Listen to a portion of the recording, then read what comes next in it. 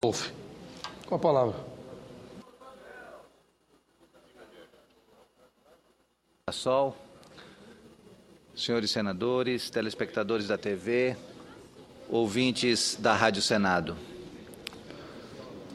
Como parte de meu pronunciamento hoje, gostaria de informar que propus ao Senado Federal um voto de louvor ao Hospital do Câncer do Acre por mais uma ação de sensibilidade com o objetivo de diminuir a sensação de dor e a frieza típicas dos hospitais e tratamentos médicos rigorosos. Na última sexta-feira, eu tive a honra de participar da inauguração de uma nova brinquedoteca na ala infantil do Hospital do Câncer, em Rio Branco, entregue pela Federação das Indústrias do Acre, a FIAC, e pelo governador Tião Viana.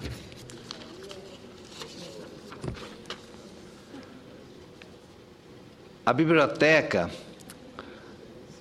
que na realidade é uma brinquedoteca e uma sala de aula com um acervo importante de livros infantis, leva o nome de Sara Assis Felício. Essa brinquedoteca foi construída e equipada pela comunidade industrial do Acre.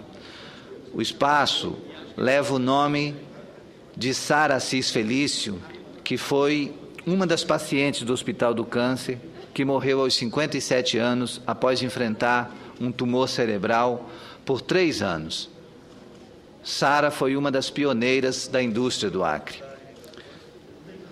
O Hospital do Câncer tem 375 crianças em tratamento e os tipos mais comuns da doença são a leucemia e o tumor cerebral.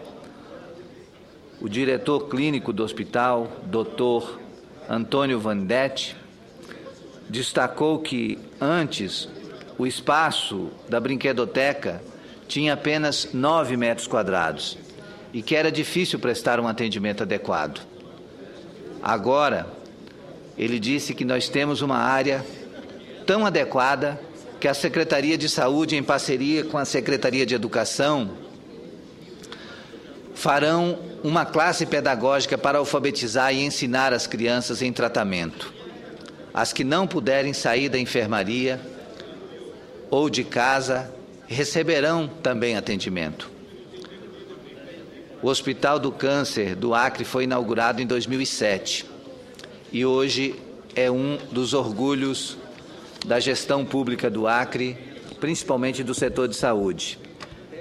O Hospital do Câncer foi inaugurado em 2007 pelo governador Binho Marques, depois de ter tido todo um esforço do governador Jorge Viana na construção.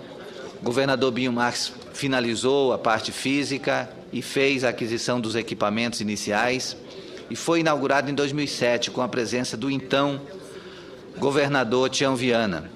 E o objetivo inicial era atender os principais casos de câncer e buscar a extinção dos tratamentos fora de domicílio, que era um número bastante elevado no Acre.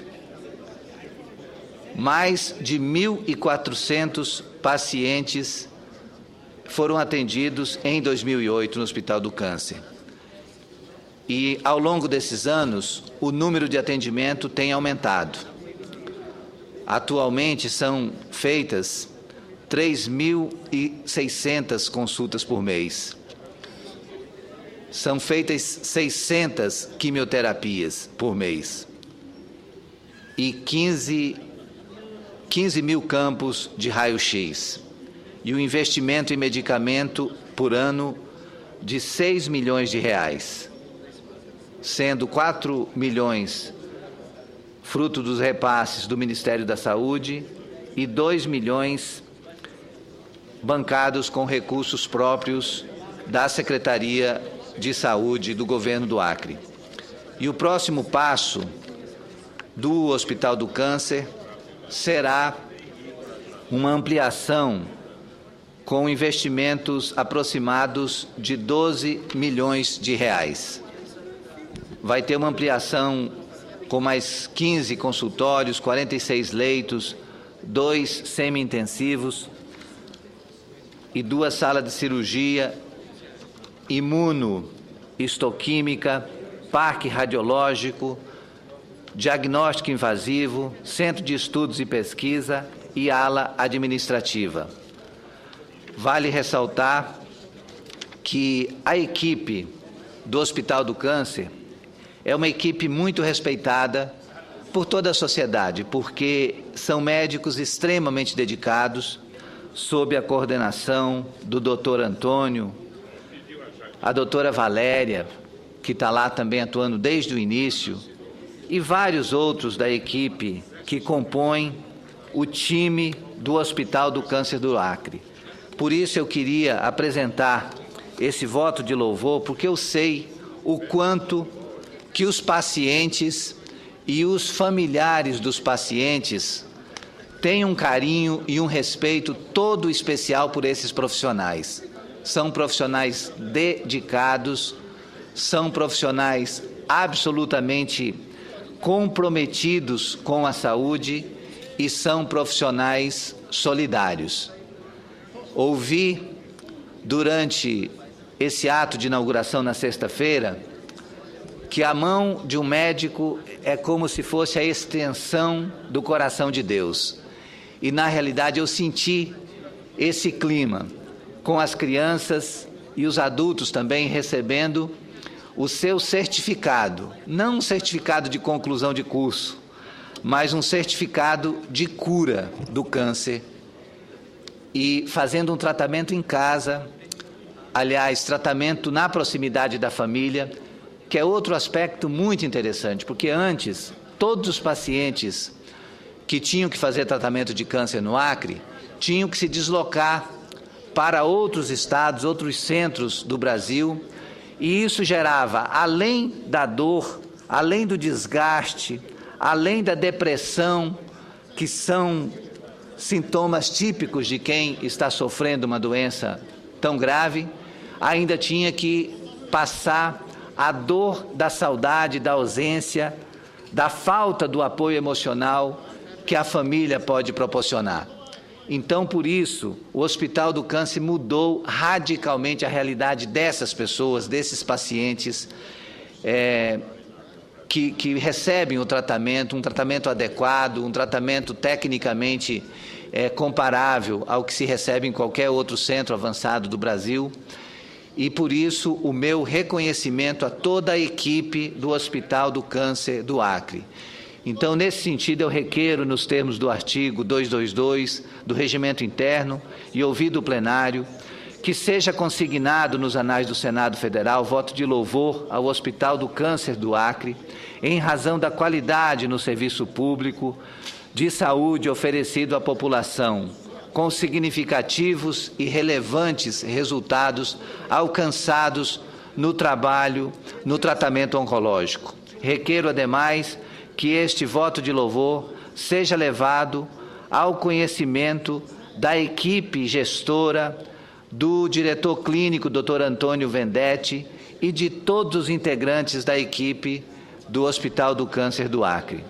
E esse voto de louvor que ora requeiro traduz singela homenagem a uma instituição de vanguarda no tratamento oncológico no estado do Acre e no Brasil.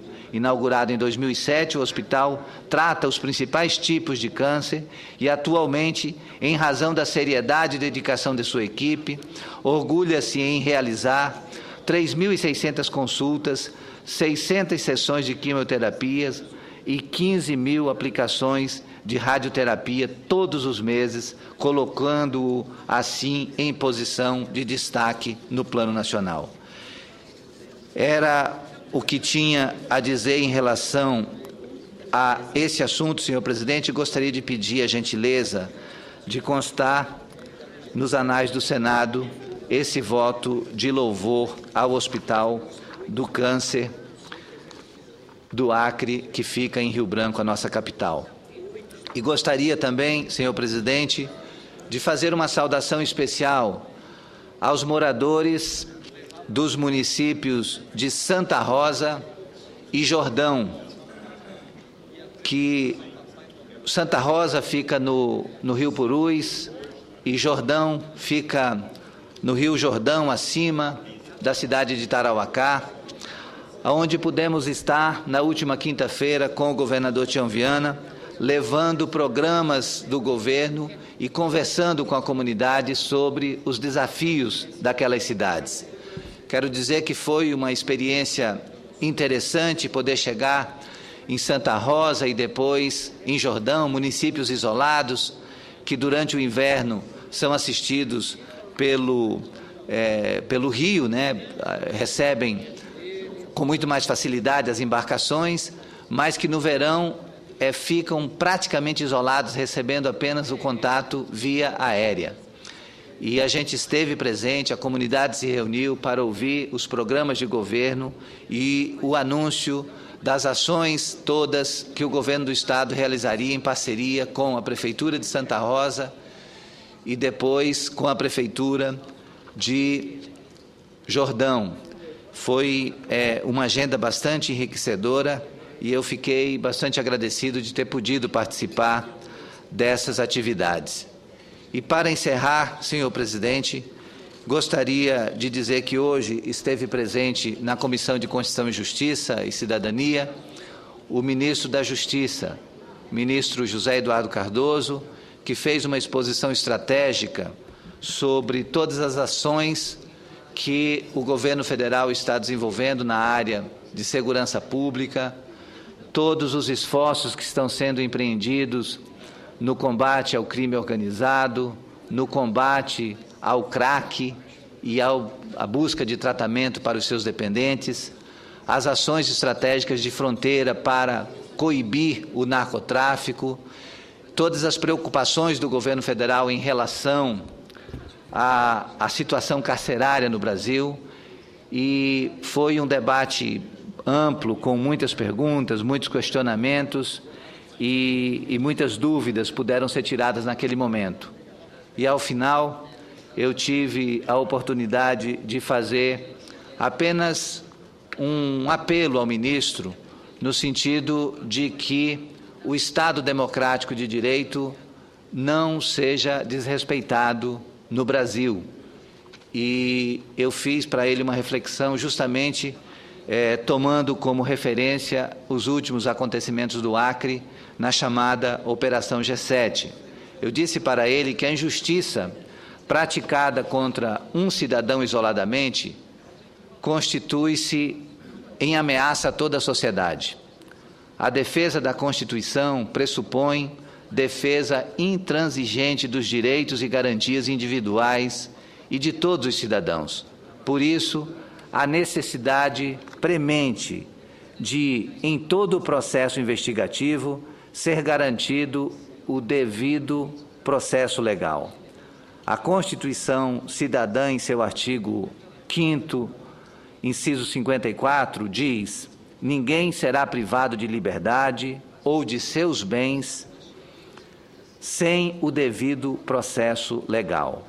O processo legal prevê que a Polícia Judiciária investiga, o Ministério Público oferece denúncia e o Poder Judiciário julga e sentencia. O que está acontecendo no Acre neste momento com a Operação G7, deflagrada na última sexta-feira, com a prisão de vários empresários e 3 integrantes da equipe do governo do Estado pela Polícia Federal, não acompanhou o rito do devido processo legal. A Polícia Federal, ao fazer a escuta telefônica autorizada e pedir a prisão das pessoas consideradas suspeitas, cumpriu com a primeira parte do seu papel. Mas o fato do Ministério Público não tomar conhecimento do assunto ou ser informado sobre o assunto através dos meios de comunicação fere frontalmente o princípio da razoabilidade processual.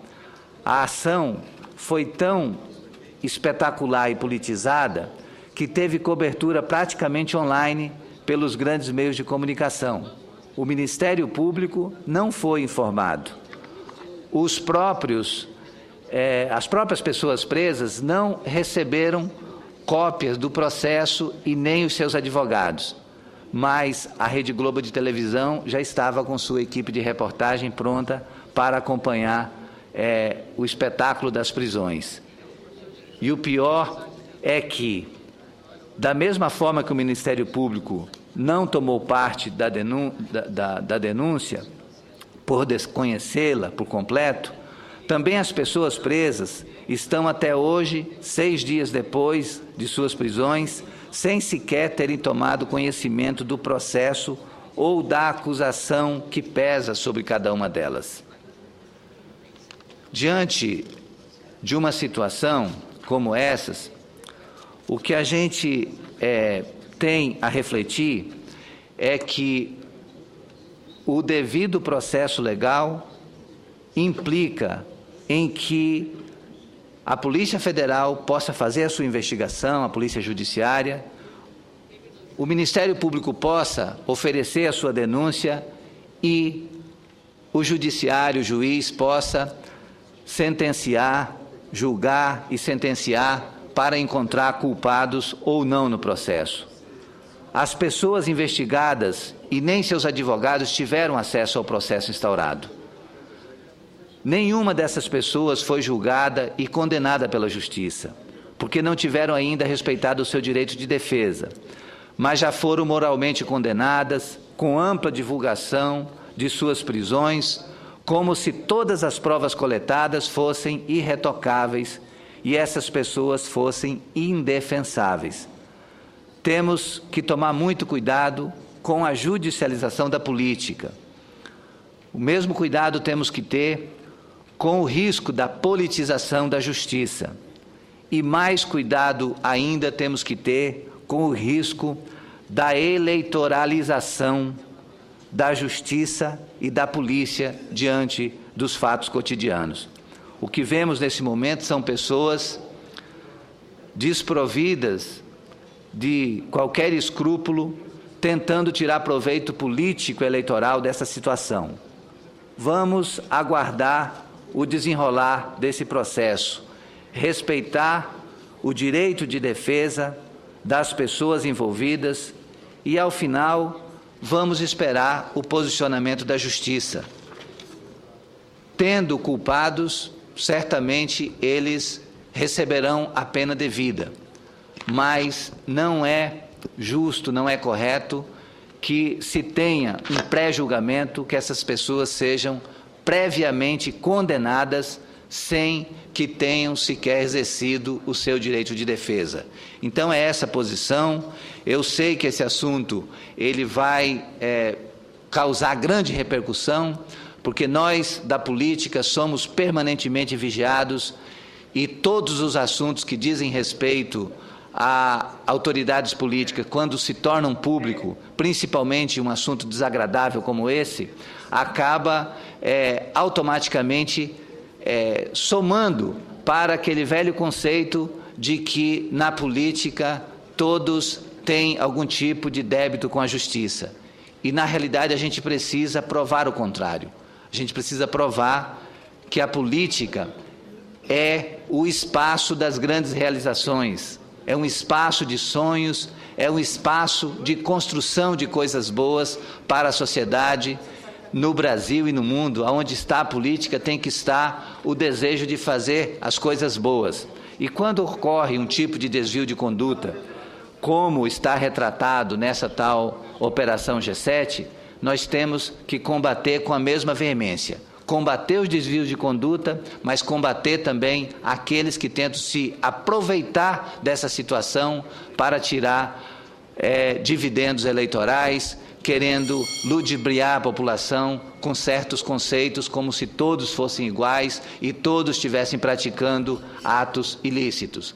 O que temos é a responsabilidade pública e ética do governador Tião Viana de contribuir para que a apuração dos fatos se dê da forma mais tranquila e transparente e, com certeza, se houver responsabilização, se a Justiça chegar à conclusão de culpados, que essa decisão seja da Justiça e não uma condenação prévia por pessoas que querem já fazer a sua interpretação prévia, querendo já estabelecer uma condenação sem que as pessoas envolvidas tenham seu devido direito de defesa. É o que tinha a dizer, senhor presidente. Muito obrigado. Obrigado, senador Aníbal Diniz. Próximo.